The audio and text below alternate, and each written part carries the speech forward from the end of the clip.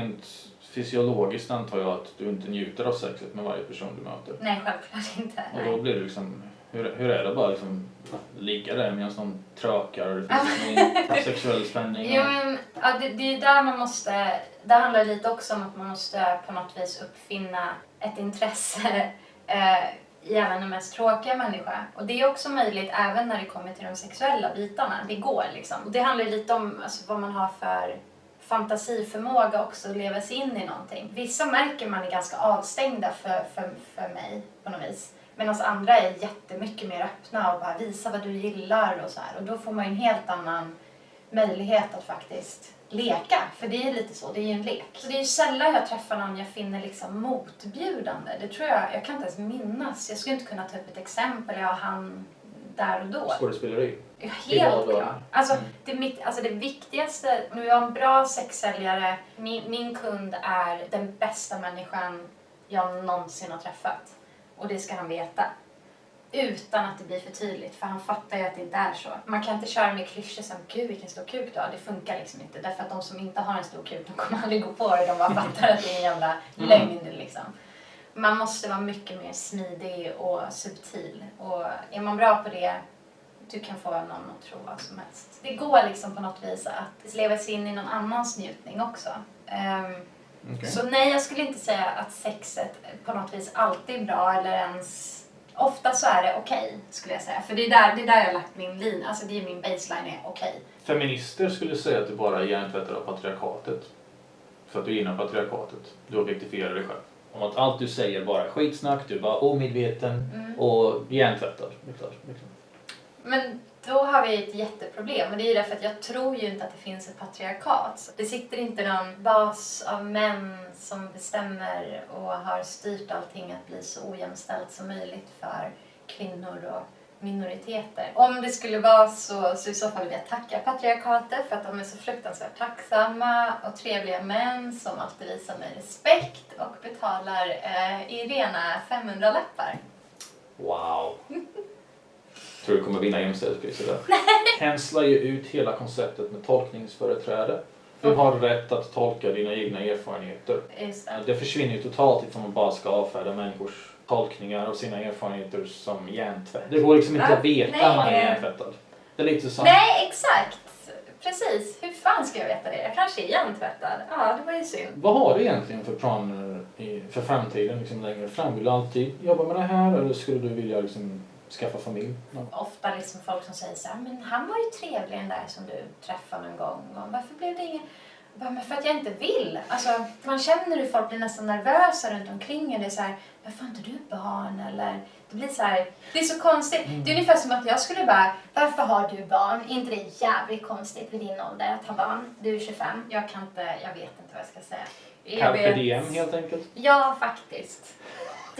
Dyker du rätt kille och jag tror inte att han kommer att vara en Richard Gere. Jag har lärt mig genom åren att i slutändan så finns det för mig egentligen bara två saker och det är attraktion och det är trygghet. Kommer någon man som kan ge båda dem 100%, ja, då kanske det blir familj. Den största invändningen folk har mot sexarbete är väl just att det är ett jobb där man förlorar sin självrespekt och där du får känna dig smutsig. Hur ser du på det resonemanget? Självrespekten kan man nog förlora om man gör det på fel sätt. Så länge jag gör sånt som jag är okej med. Åtminstone okej. Ibland är det saker som är så här, gud vad kul, det här skulle jag aldrig få uppleva annars. Det finns ju sådana möjligheter och erbjudanden. Men att åtminstone vara okej med det är min grundläggande. Annars skulle inte jag må bra. Och då hade jag nog tappat respekt för mig själv. Och när det kommer till att känna sig smutsig, alltså det är klart att man ibland bara, gud jag vill bara hem och duscha.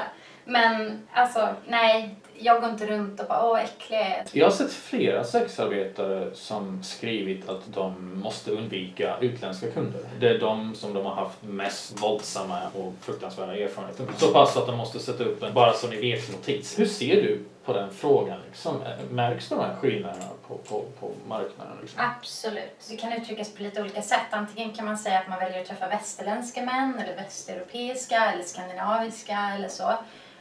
Och i vissa fall kan man uttryckligen säga att jag träffar inte män från Mellanöstern och Afrika, alltså MENA liksom. Det är ett ganska tydligt bevis på att vi har en kvinnobild som är annorlunda, speciellt kanske då bilden av horan liksom, som är absolut minst värd liksom på deras skala. Och sen också kanske bland de flesta så har ju inte vi kanske det bästa anseendet. Så tro att de då skulle behandla oss bättre som då lite, kanske närmare till våld och nej.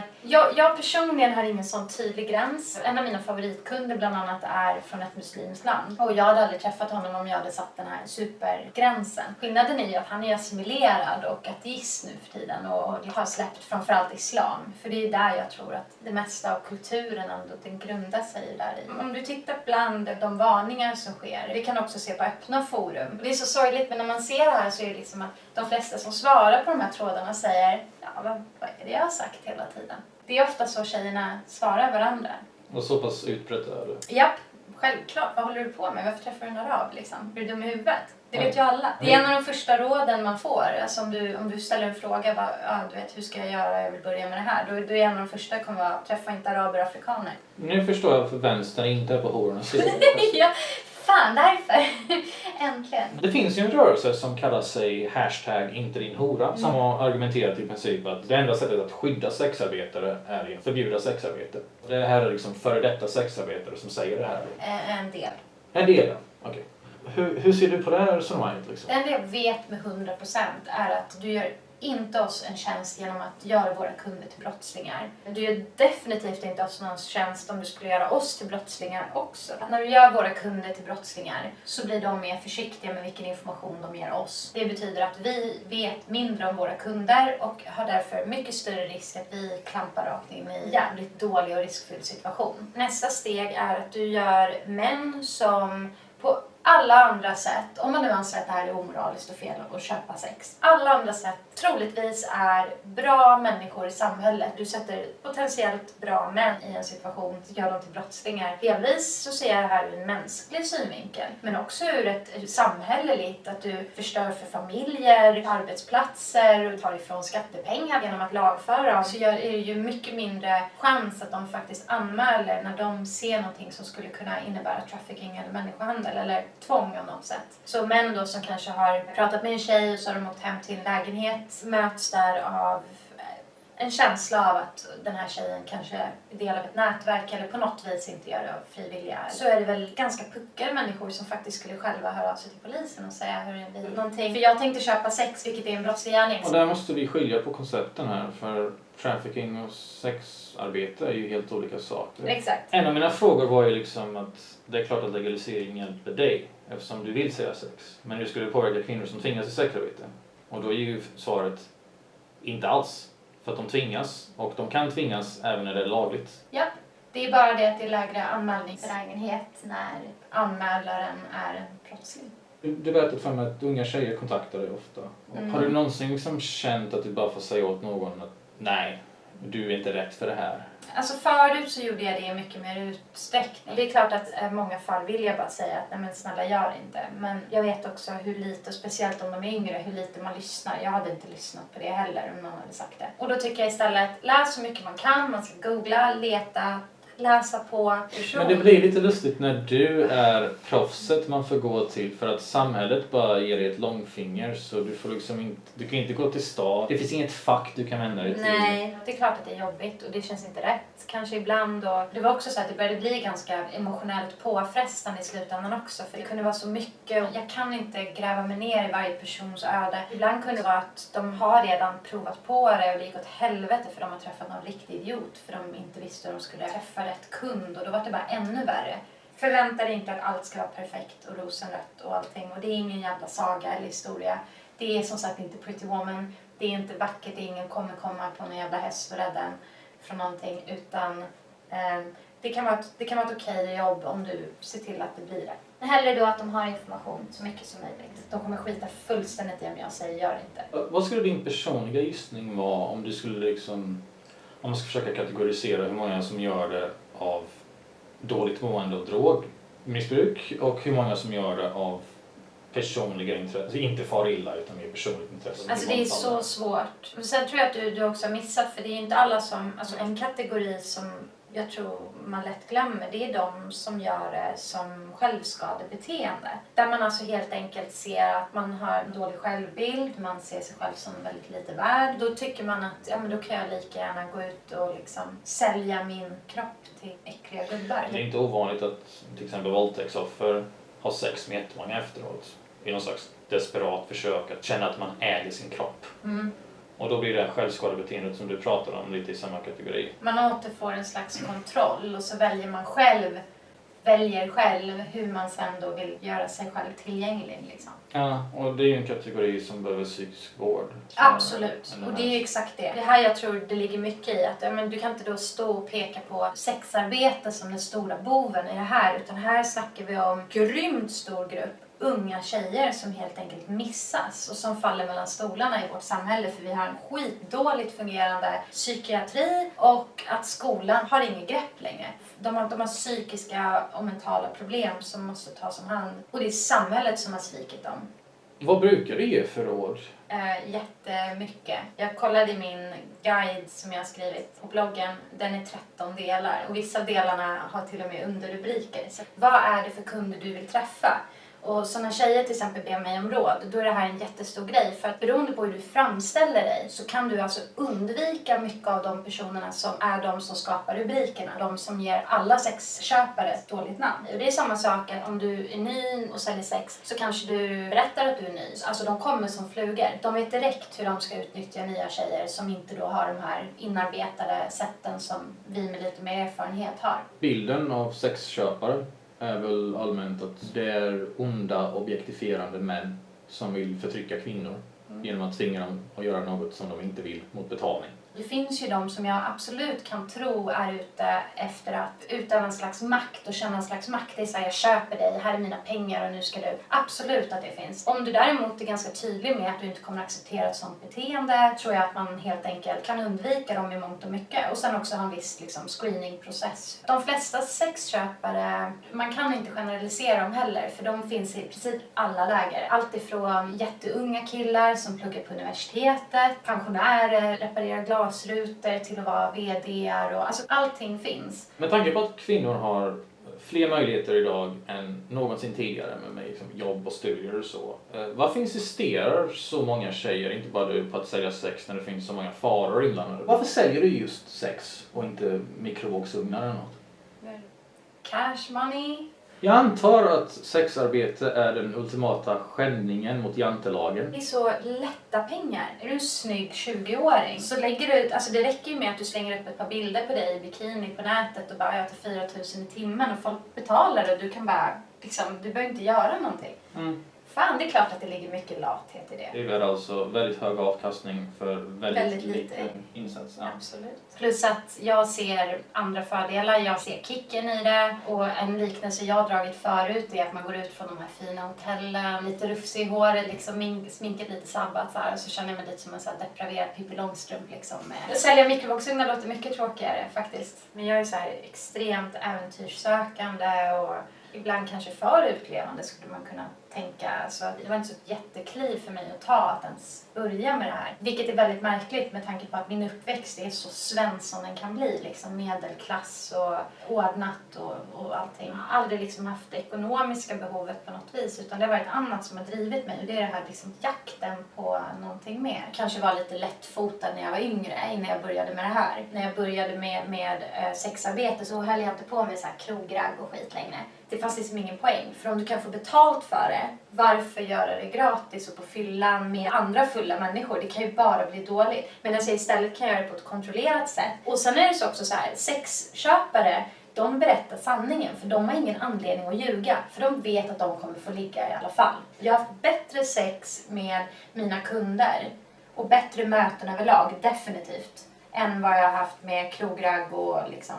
Helt klart. Du har ju möjligheten att skriva upp dina regler. Att det här är det jag vill veta och det jag kräver för att jag ska träffa dig. Om du då också dessutom betalar mig för tiden, då har ju du också ett intresse av att vi båda ska liksom få ut det vi har kommit överens om. Det är självklart. Det blir ett bättre möte. Inte risken i att liksom bli mördad eller råka illa ut, utan snarare möjligheten att träffa en ny person där du faktiskt har fått en hyfsad möjlighet att göra en slags screening på dem innan. Att du faktiskt kan begära begära att du måste ge mig viss information i förväg, vi måste sköta viss kontakt på ett visst sätt och jag behöver ha viss alltså det är fan unikt. Vad annars har du den möjligheten? Då har du liksom löst den trygghetsbiten, men när du ändå träffar dem så är det ju ändå en helt okänd person, oavsett hur du vrider och vänder på det. Och du får också möjlighet att utforska den här personens sexualitet. Det är för mig, det är häftigt. Alltså jag tänder inte på att sälja sex, men jag kan tända på det som allt det kan nu möjligtvis innebära. Jag gillar pengar, jag gillar sex och jag gillar människor. Jag har aldrig sett en politisk debatt eller tv-debatt där prostituerade är med och för sin egen talan. Oftast är det alltid någon som vill tala åt dem. Varför tror du att det är så? Jag tror framförallt att det handlar om våran vilja att vara anonyma, faktiskt. Men sen har vi ju som Uppdrag granskning där man hade alla möjligheter i världen att fråga oss och ingen gjorde det. Även om flera av oss är ganska öppna på nätet, åtminstone få en anonym åsikt. Så det handlar nog lite om hur man vill följa sitt eget narrativ. Liksom. Det nuddar lite på vad jag hört om sexarbetare, att för många är det liksom som att man nästan jobbar som psykolog. Alltså att de här männen främst är ute efter intimitet och att det då också ingår väldigt mycket att prata och kanske lyssna på vad de har att säga om sina liv och så. Är det en bild du känner igen? Ja, man får sitta och lyssna på en hel del och även prata en hel del, vilket jag kanske gör mer än vad jag borde. Även om de kanske har familj eller vänner och har pratat med liksom att älta vad de gör på jobbet, för det brukar inte jag få höra om. Chefen är liksom, det är inte sånt. Jag tror snarare att man känner på något vis att du kan ta fram en annan sida av sig själv som man inte visar andra. För att jag är där, de har betalat för min tid, de har också betalat för min tystnad i princip. Att jag ska hålla käften. För ingen av oss har ett intresse av att outa varandra eller det vi har sagt till varandra på något vis. Det blir en sån surrealistisk möte egentligen. Vi är bara de vi är i stunden och det tycker jag faktiskt är fint. Det låter lite så här fjantigt kanske, men jag tycker att i den stunden, de två man är där och då, oavsett vilka namn man har hittat på att kalla sig eller whatever, så är det någonting fint i det faktiskt. Det är så öppet och egentligen ärligt, även om det är en stor lögn. Och sen är det ju också det här som jag tror att feminismen har gjort lite att män, jag har ingen aning om hur deras sexliv ser ut hemma. För många har ju partner, så är det ju. Deras önskemål kan ibland vara lite kanske tuffa i vad man skulle se till sex liksom. Är det ungefär som att de inte har möjlighet att göra vissa saker hemma med frun kanske. Och då känner jag det är inte okej för den här högt uppstående personen i samhället som har ett fina jobbet och fina perfekta familjen. Och han kanske inte går fram till sin fru och bara, du får jag deepthroata dig liksom. Hur påverkas man mentalt av att jobba med det du gör liksom? Har det någon effekt på hur man ser på det motsatta könet eller ens förmåga att hantera relationer? Och då menar jag liksom både dig men också hur du sätter med andra tjejer i ditt yrke. Liksom. Framförallt förstås från min egen sida, men också från vad jag har hört från andra. Så är det jättevanligt att man blir ganska cynisk gentemot män. Därför att du ser en sida som framförallt tror jag bottnar i deras förmåga att vara otrogna. Där tror jag det mesta av det ligger. Jag tänkte fråga dig om det faktiskt. Du tar emot gifta män. Gifta män och män som är upptagna. Ja, jag diskriminerar ingen. Ja, och vissa skulle ju se ner på det här. Så då vill jag fråga varför tar du emot gifta män? Det här har jag funderat på och skrivit mycket om också. För det är ett knepigt moraliskt dilemma, det är det. För jag är egentligen inte så att jag står för otrohet på något vis. Och skulle jag få veta att min partner hade varit otrogen hade jag gått helt bananas. Däremot så väljer jag att inte ta ansvar för det. Det kan inte jag stå för. Det är helt enkelt ett kapitalistperspektiv på absolut. hela. Det är en fri marknad, alla tar ansvar för sig själva. Jag kan inte. Och så kan man ju säga det här, ja men om inte de hade gått till mig så hade de gått till någon annan. Jag vet inte. Jag känner inte att jag ens behöver gå så långt för att ursäkta någonting. Nej. Men det är klart att det ibland är så här att det känns liksom, jag har fått fruar som har ringt mig och kontaktat mig och varit så här, vem är du eller... Det är ju klart att det inte är kul för det är ju verkligen människor, det är ju riktiga liv. Det är synd om de väljer att ta ett sånt beslut. Men jag kan inte döma någon eller döma mig själv eller ta ansvar för det. Det som är bra med gifta upptagna män, det är ju att de tenderar att vara lite mindre så här fästa. Därför att de vill ju absolut inte ha någon kontakt liksom. Det är inte någon större risk att de kommer älskar och blir kär. Eller såhär, kan inte vi sitta och snacka i 2 timmar? Ja, det är sådana risker har man liksom inte på samma sätt. Jag kan väl uppleva lite att de ändå vill stanna i sina förhållanden. Att det på många andra sätt är praktiskt kanske. Eller så finns det en massa kärlek men ingen sex. Alltså jag kan inte liksom, det är så mycket att spekulera i. Har du någonsin haft en kund som du ångrar att du tog emot?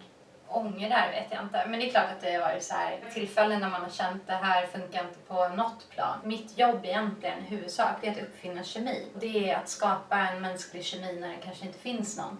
Då är det liksom på något vis att med vissa så inte ens funkar det. Där jag bara känner att jag möter liksom en vägg. Jag får ingen respons. Och de inte försöker egentligen heller. De verkar leva i någon slags här bubbla av något slag. Det är skitkonstigt. Och så kan jag efteråt tänka så här: oj, det där gick bara åt helvete. Det här verkligen var det var bara dödfött möte mellan två människor. Det är kört. Men sen får jag höra från dem, så det här har hänt flera gånger. De hör av sig efterhand och bara, gud vad roligt det där var. Och när ska vi ses igen? Och jag är så här, hur kan man ha missuppfattat att det var så dött det här? Det är för mig jävligt märkligt. Alltså det förstår jag fortfarande inte efter snart 8 år. Så jag är så här, nej.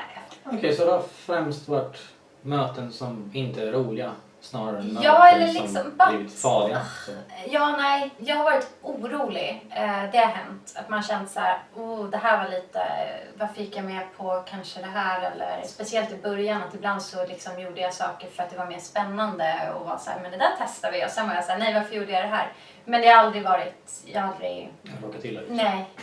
Och inte haft en anledning att ångra, utan mer, då är det mer det här klyschan att ja, men då ser jag det som en erfarenhet liksom. När man ska snacka om stigmat, kanske är det så att kampen inte bara handlar om lagstiftningen men även kulturen. Kan du till exempel komma på en bok eller film som gör rättvisa i sin skildring av prostitution?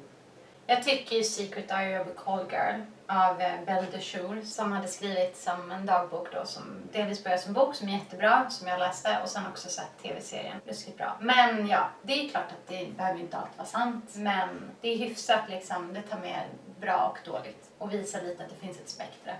Tack för samtalet.